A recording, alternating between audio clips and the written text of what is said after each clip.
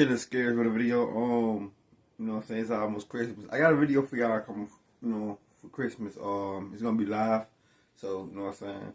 I'm probably gonna drop it like 12 in that afternoon. You feel me? So I was gonna do it at night. Probably gonna do it at night still, I don't know. But make sure y'all go subscribe to my second channel in the description down below. I got after this video, after y'all see this video, it's another video over there. You know what I'm saying? A music video. So make sure y'all go check it out. Let's go ahead and get into it, man. Shit, let's get 1989, a family of three was driving along Interstate 205 near Stockton, California when their car began to overheat. Forced to pull over, the father popped the hood to check the damage. It didn't take long to realize they needed professional help. Leaving the mother behind to stay with the car, the father and his young son set out on foot to find a payphone. As they walked, the boy noticed something unusual, a camouflage jacket discarded by the side of the road. This piqued his curiosity and he went over to take a closer look, only to find an unmarked VHS tape sticking out from one of its pockets. The boy picked up the tape and later brought it back to his home. By this point, his parents were also curious about what they'd find on this seemingly abandoned tape. So they inserted it in their home VHS player and pressed play. However, the contents of the tape were far darker than what they could have imagined. Now, the original unedited video has never been made available online, but there are different pieces from various sources that I've done my best to put together. It opened with the camera pointed at a massive fire at night, with what I can only assume is the cameraman saying some ominous stuff. Look at the fire. This is my domain. My hell. A bit into the video, the camera refocused and the source of the fire became That's a little bit creepy, buddy. clear. It was a single-story home that looked like it was still under construction before it caught fire. I go home. My hell. The whole sky's black with smoke.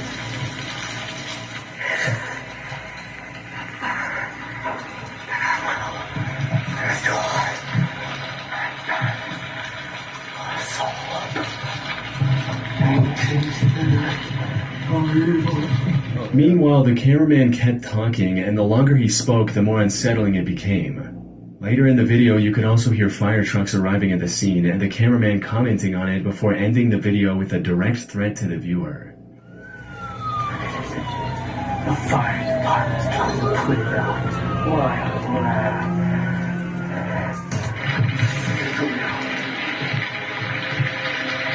But remember me.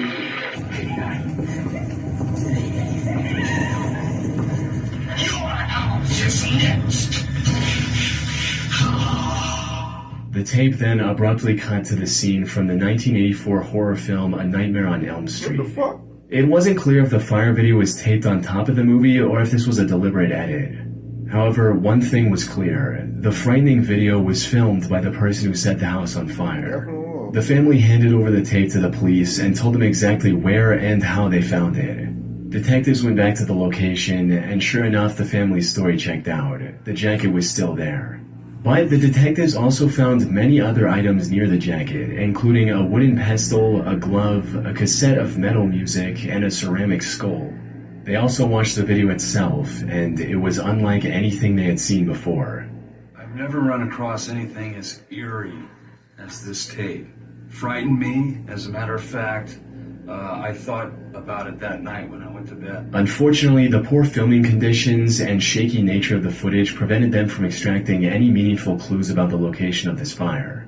Despite a frame-by-frame analysis, investigators were unable to match the tape with any reported fires in the state of California. For all they knew, the fire could have happened anywhere in the U.S. As for the motive behind this action, the constant talk of hell and evil led the investigators to believe that it had something to do with Satanism. And while this might sound a bit far-fetched today, you have to remember that back in the 1980s, major acts of evil from devil worshippers was a real concern for many people. But without any leads, this was nothing more than a theory. So, after exhausting all other options, investigators decided to enlist the help of the media and featured the story on the popular TV show Unsolved Mysteries in September of 1990. And this worked better than the cops could have ever imagined. Within 2 hours of the episode airing, investigators received over 1,000 calls from viewers with potential leads. Among these 1,000 plus callers was a man named Ed Tarantino, who got shaken to his core after seeing the found footage on TV, because he lived next to the burning house in Redwood City, California, some 80 miles west to where the tape was originally found. More importantly, the show also led the investigators to the owner of the under-construction home that was burning in the video, Bill Otherly, who described the that's on the videotape. Fuck no. And then you heard the voice of this individual. You go, this guy ain't playing with a full deck. This was an extremely expensive loss for Bill. The fire had completely destroyed his under-construction home, costing him $900,000, which is about $2.5 million in today's money. Meanwhile, the Redwood City Fire Department also confirmed the incident. As it turns out, the fire department had captured their own footage of the incident for use in future training, and parts of this fire department footage matched the mysterious tape. Cross-referencing the two videos also revealed that the arsonist was just about 50 feet away from the fireman when he recorded his video. That's crazy.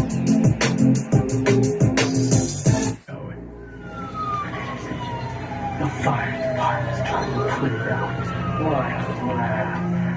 Now, all that remained was to capture the culprit. But that wasn't going to be easy. According to the owner of the fire department reports, the arson attack happened in August of 1988, which is an entire year before the tape was found on the side of the road. The only lead the investigators had on the suspect was the name he mentioned in the video, Omar. I'll get it, Omar. This is what I've been doing on your week's vacation. I settled, God. I settled, God. It wasn't much, and for a while it seemed like a dead end.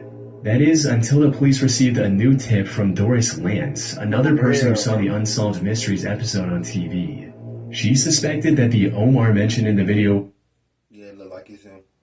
was referring to a 17-year-old boy who lived in the area. And when the police brought him in for questioning, he cracked almost immediately and told them everything. Omar claimed that he was silently standing off camera when the video was filmed, and that it was his 19-year-old friend who started the fire and recorded the video. The investigators were finally getting close to the perpetrator, but they needed more evidence before making their move, so they started tailing the alleged arsonist, observing him from a distance. However, he likely caught wind of the police because soon after the monitoring started, his garage burned to the ground. At that point, the police had no choice but to act. On September 27, 1990, they confronted the 19-year-old directly. And just like Omar, he folded without much of a fight and confessed to everything.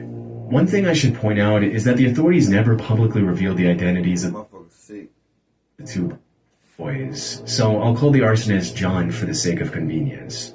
After going through John's home, investigators also found tons of incriminating evidence that linked them to not only the Redwood City fire, but similar arson attacks on 11 other structures and 15 grass fires. Damn. This evidence included things like a picture of graffiti on a wall stating, "Please no more houses," and a news clipping pinned to the wall about recent arsons which the two boys likely caused.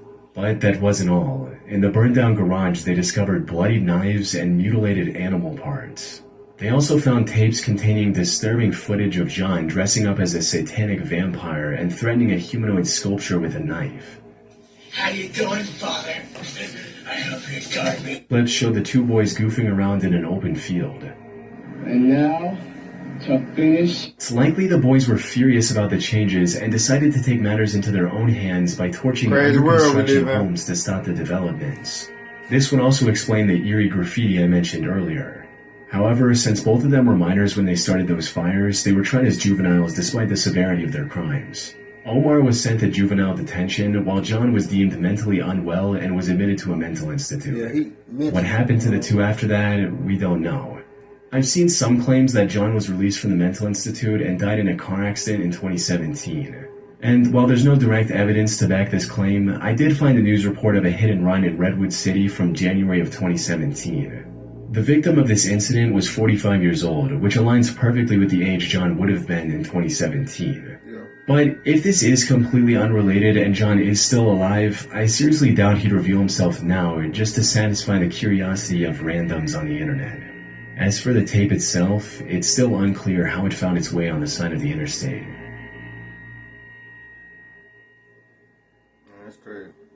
On August 23, 1987, a pair of backpackers were hiking south of the Junco Lake trailhead in the mountains near the tiny town of Tabernash, Colorado. However, what might have seemed like an ordinary hike quickly turned into an unforgettable experience that would stay with them for the rest of their lives. The two came across the wreckage of a crashed plane with parts scattered everywhere. They informed the authorities about the find, prompting a complete search of the area for evidence of what Walking up on that look creepy as shit. I bet. happened No bullshit. to this plane and That when. look creepy. While Dale Wood, a Colorado deputy sheriff, was investigating the area, his attention was drawn to a VHS tape hanging from a tree. Most of the tape's insides had come out and were tangled in the branches, but he recovered everything he could and brought it back for restoration to a somewhat playable condition, and the footage was disturbing to say the least. The VHS had Cottle and his similarly aged passenger Ronald Hugh Wilmond. On August 10, 1984, the two flew from the Granby Airport with the Jeffco Airport as their destination on a small Cessna L-19E Bird Dog airplane. I've been reacting to video for a minute, and one thing I know not to do is fly in a little bit of planes. I'm not playing. However, they never arrived at this destination. Multiple search parties were deployed to their approximate route, but none were able to find any evidence of what happened to James and Ronald. What made their disappearance even more mysterious was the fact that the plane had an emergency locator transmitter, a device that would have broadcast its location in the case of a crash. However, the authorities never received the signal from this device, and their case remained cold for almost 3 years. Damn. That is until the pair of backpackers found the wreckage, which in turn led to the discovery of the VHS tape. The footage starts off quite normal, with the pilot commenting on things he sees from the cockpit. Oh, look at that down there, Ronnie, on the left. Nice little length cabin.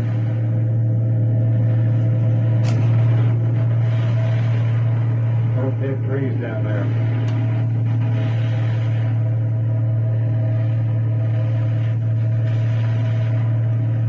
A whole bunch of them back up in here with beetles. Very pretty little lake. However, around 5 minutes into the footage, things start to go wrong as the ground starts coming closer and closer.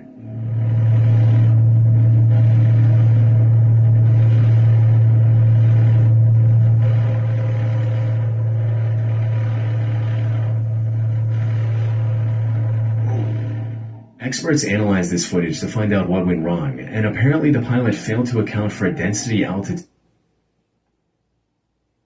before taking off. For those that aren't familiar with aviation lingo, think of density altitude as the thickness of the air. When it's high, humid, or a higher altitude, the air becomes thinner, making it harder for planes to fly well. Ain't fucking with it. Pilots use density altitude to know how their plane will perform, like how much runway they need or how much weight they can carry. On the day of the crash, the density altitude around Tabernash was 13,000 feet. In other words, the air was as thin as it would be at an altitude of 13,000 feet. James failed to account for this massive difference. When his plane came across rapidly rising mountains around 10,200 feet above sea level, he wasn't able to lift the plane in time to fly over them safely. Damn. The footage showed how he tried to quickly turn back, but stalled the plane's engine in the process, resulting in it turning over and crashing into the trees. That's tough. I ain't gonna lie, that's tough. And right there, I would have shitted on myself. I would have shitted on myself. Damn, hang on, Ronnie! The footage also explained why the emergency locator transmitter didn't work. The plane flipped upside down just before the crash, which damaged the transmitter, preventing it from signaling for help. It was an unfortunate incident all around. The only potentially good thing that came out of this is that James Cottle's family authorized this found footage to be used in flight instructor training. So maybe somebody's life was spared because they saw this footage and remembered to adjust for density altitude before taking off. Have you ever wondered why we are paid every 2 weeks when we work every day? With EarnIn, you can access... On the 31st of May 2013, the loud noise of a tornado siren was echoing through the streets of El Reno, Oklahoma. Meteorologists were predicting a potential multiple vortex tornado that might touch down in the area. Shit. And while this was bad news for the residents of El Reno, the rarity of such an event also attracted a lot of storm chasers from around the United States. This also included a three-man crew of storm-chasing experts, the 55-year-old Tim Samaras, his 24-year-old son Paul Samaras, and their partner 45-year-old Carl Young. The three had extensive experience in safely chasing twisters and gathering valuable data from them. They were also part of the Discovery Channel's Storm Chasers and were heavily involved in the show from seasons 3 to 5. In May of 2013, the trio had actually arrived in the stormy area many days earlier to thoroughly analyze the storm before giving chase. Oh, I'd say this is the one. Oh, yeah. Look how that shit looks. This is gonna be the storm of the day right here. Y'all seen that shit? Man, hell no. Thoroughly analyze the storm before giving chase. You can't tell me they don't look like no monster. Y'all can't tell me they don't look like no monster. Can't tell me. Can't tell me, bro. Oh, I'd say this is the one. Can't tell me. Oh, yeah. This is gonna be the storm of the day right here. This is gonna do it, I think. Unfortunately, the May 31st twister wasn't something they could have predicted, even with their vast knowledge and experience. It started around 6 p.m. when an EF3 tornado touched down in El Reno, marking the beginning of the chase. However, it wasn't long before the tornado started becoming more volatile. See, the rain is behind us. Oh my god. What was supposed to be a category EF3 quickly turned into an EF5, which is the most intense a tornado can get.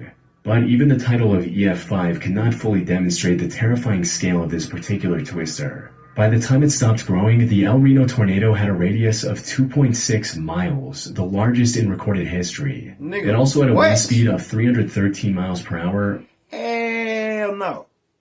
or over Not even 500 playing like kilometers that. per hour. I'm not Carl playing and the like that. Samaras brothers were attempting to ride parallel to the tornado to observe from a safe distance. Unfortunately, the twister made an unexpected turn and started coming towards their car. They tried everything in their power to escape safely, but sadly it was too late. The tornado flung the car into the air, sending it barreling across the El Reno region. After the storm had passed, search parties found their car, which was reduced to 60% of its original size. And while Tim's body was found strapped inside the vehicle, Paul and Carl's bodies were found half a mile east and west of the car. All three had tragically passed away in the incident. Damn. After some more searching, authorities also found a camera, which was miraculously I still never knew that, bro. R.I.P., man. recording. That's crazy. And after reviewing the footage, it became clear that it had recorded Tim, Paul, and Carl's final moments. Now, as far as I could tell, the raw footage from this camera has not been released to the public, and no one has leaked it anywhere on the internet. But a select few people have seen the footage, including the crew's close friend Gabe Garfield. According to him, he could hear Carl talking about how eerily calm the air around them had become in the moments before their end. To which Tim replied, "Actually, we're in a bad spot," before uttering his final words, "We're going to die."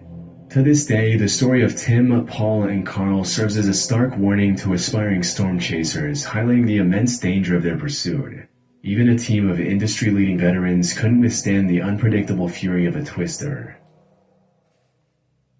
Y'all seen that Twisters? It do happen. The movie, it do happen. Definitely do happen. I wouldn't personally, I won't recommend it, but hey. 1st of June 2024, a YouTube channel by the name of Found Memories uploaded a video titled Tape 92, Found Footage, Jason Sleeping. The video is timestamped for 9:27 p.m. on April 22nd, 2007, and opens with the cameraman placing the camera in a way that faces a sleeping child.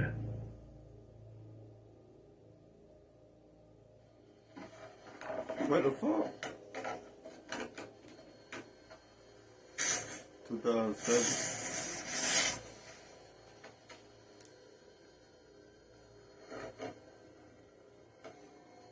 PM. Aside from the sleeping child turning a few times, nothing happens for the rest of this nearly 30-minute video. There's not even any unusual sound in the background or anything. Now, despite the footage being completely uneventful, something about this whole thing is inherently unsettling. The lack of context and the uncomfortable silence can easily turn this into nightmare fuel if you have an active enough imagination. According to the description of the video, the original tape was simply labeled as Jason Sleeping.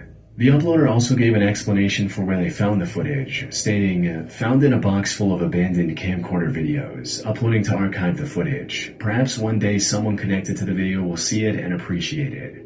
And while this provides some much needed context, it still leaves the biggest question unanswered. Why would anyone record 30 minutes of a child sleeping? So I decided to dig a bit further. The first thing that came to mind is that this is just another one of those staged, artsy, analog horror type videos. However, after going through the channel that posted this video, I don't think that's the case. The channel, Found Memories, was created fairly recently in April of 2024.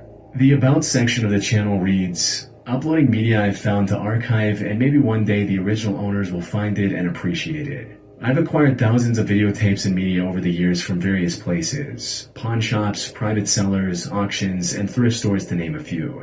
I recently had the idea to start this channel as a way to start archiving them and actually do something with them. Maybe one day someone connected to them will find them." And this seems to be the truth.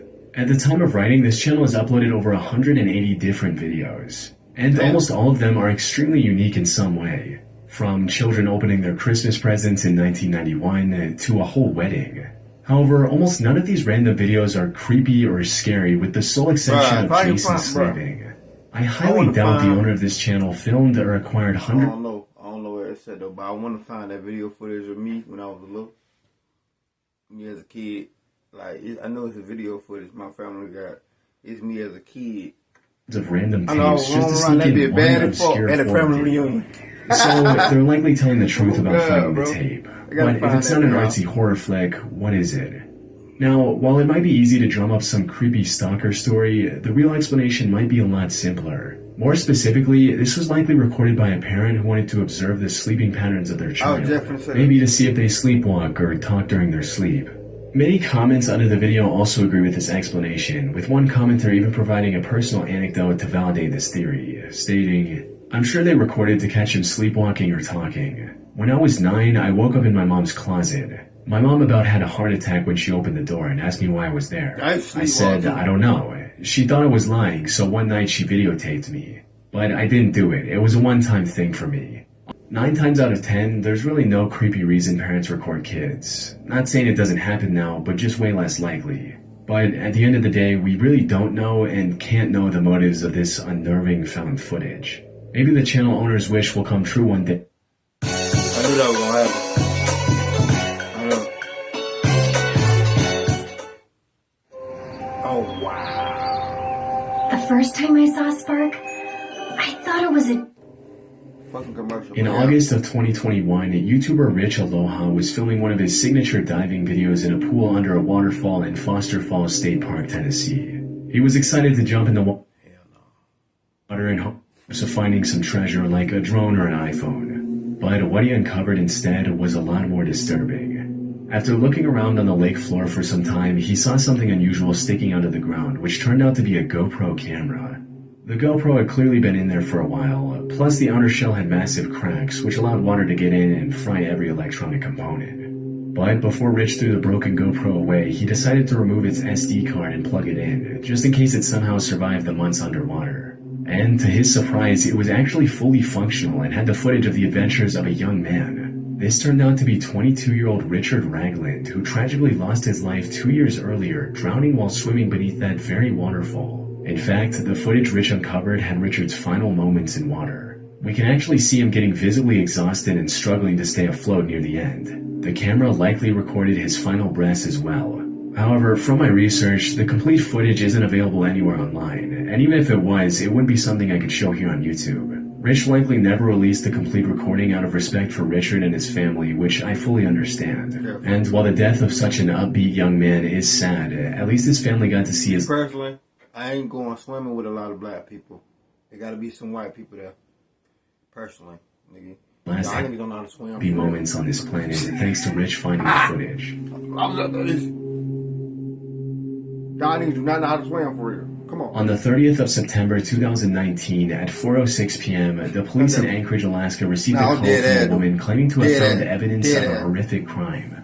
The woman who called the police was 47-year-old Valerie Kassler. She claimed that she was walking around Fairbanks Street when she found an SD card lying on the ground.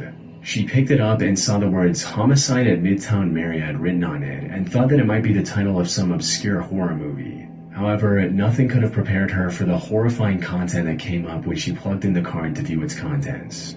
According to the reports, the card had 39 images and 12 videos, all from the same crime scene of horrible things being done to a woman in a hotel room. What? The person behind the gruesome footage stayed off camera, but his unmistakable voice and distinct accent were clear in the videos. And Hell no.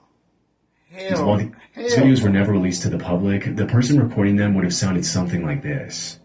There through those trees, you'll see the doctor's house. He sound like the Hannibal Lecter. Brain surgeon or something. There's the other neighbors. And Suspect in the case. He sound like the Hannibal Apparently, Lecter. he had called the Anchorage Police Department a few days before the SD card was found and complained about someone stealing his stuff. So when the cops were reviewing the footage, someone from the station recognized his voice. The person who found the SD card also recognized the carpet pattern of the hotel in the pictures. It was the Town Place Suites by Marriott, which was located just a 5-minute walk from where the card was found. Cops went to this hotel, and sure enough, Brian was checked into the hotel on the day the horrific pictures and videos were taken. Further investigation into Brian revealed that he was an immigrant from South Africa and had received U.S. citizenship less than a year earlier. He was also working as the manager of a different Marriott hotel in Anchorage. The police also found the discarded remains of his victim during this time. Unfortunately, he had gone on vacation with his wife the day the SD card was found. Nigga, what? However, he was arrested seconds after landing at the airport in Alaska and charged with over 13 felonies for his unspeakable crimes. God Police also revealed the damn. identity of his victim, the 30-year-old Alaskan native named Kathleen Jo Henry. Ryan pled not guilty, but the evidence against him was too substantial for him to walk free. However, just as he was about to face justice, Valerie Kastler gave a testimony that could have complicated this case even further. If you remember, she originally claimed to have found the SD card lying on the road. In reality, she was hired by Brian as an escort. On her way out, she stole his phone. When she went through his phone, likely to clear it, she came across evidence of his monstrous deeds. But she did not want to get involved in such a massive case, so she copied the files to an SD card and came up with the entire found footage storyline. Fortunately, the case against Brian was already strong enough to withstand this revelation, and he was finally sentenced to 226 years in prison in May of this year. And while this would not undo the pain and suffering Kathleen went through, at least now her family can rest easy knowing that the monster who did this to her is rotting in prison. God damn, man. Make sure I give you a thumbs up, like, and subscribe. Like I said, after this video, description down below is going to be a link to my second channel. I posted a music video over there. That being said, see you when I see y'all. That's right. Make sure I give you a thumbs up, nigga.